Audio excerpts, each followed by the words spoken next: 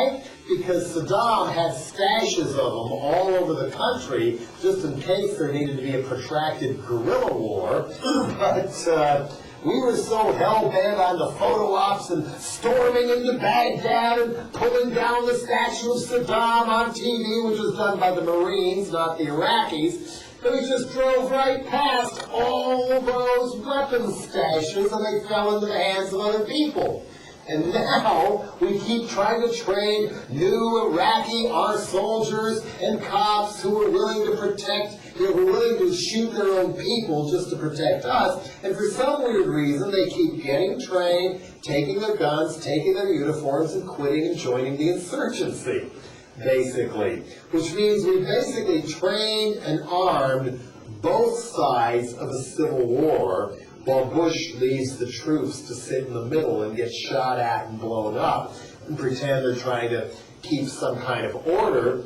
Well, what we've done, we haven't done dick all for the Iraqi people. Saddam had the electricity and the phones up within 2 months after the Gulf War. We still haven't got them up, except in the big new embassy, of course. And crime has gone through the roof. All kinds of kidnappings, not just Sunni and Shiite violence, but somebody kidnapping somebody else's wife or kid for money. The only way to make money, ABC News reported about 6 months ago there have been 5,000 of those now. 200 people showing up in the morgue in Baghdad every single day, not to mention all the other ones they find everywhere else. A lot of women won't go outside anymore. They don't want their kids going outside. And some of the women that do are now being told you better put the veil on and not go to work anymore because that's women's place now and things like that. So needless to say, a lot of the Iraqis kind of feel like they were better off under Saddam Hussein at this point. So the net result is we do have a winner over there, though. It's not us. It's not Israel, it's not Halliburton or whoever, it's the Iranians.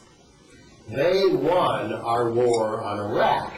You know, their arch enemy, except maybe for us all these years, has been Saddam Hussein, and we got rid of him for them. And now they get to watch the great Satan just sinking in their own quicksand, trying to conquer a country they don't understand, while the Iranians just laugh and laugh and laugh.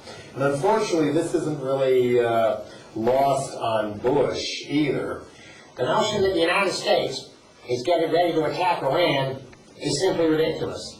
And having said that, all options are on the table. And the same pattern is starting to unfold, whether we have any more troops available or not. Is, weapons of mass destruction, weapons of mass destruction. They're helping Al-Qaeda, they're helping Al-Qaeda, they're aiding the insurgents, they're aiding the insurgents. Don't mess with Texas! Just how stupid is it to try and invade Iran?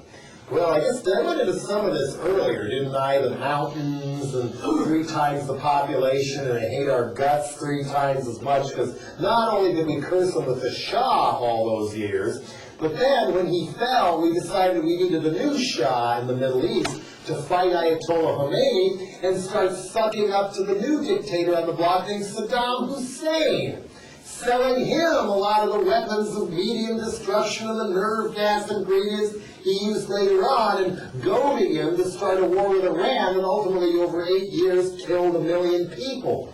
And guess who the emissary was from Reagan, who went over to Baghdad to shake Saddam's hand on camera and seal the deal to give him all this money and support?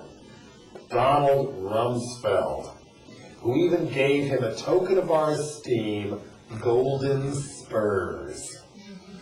I wonder where Saddam's golden spurs are today.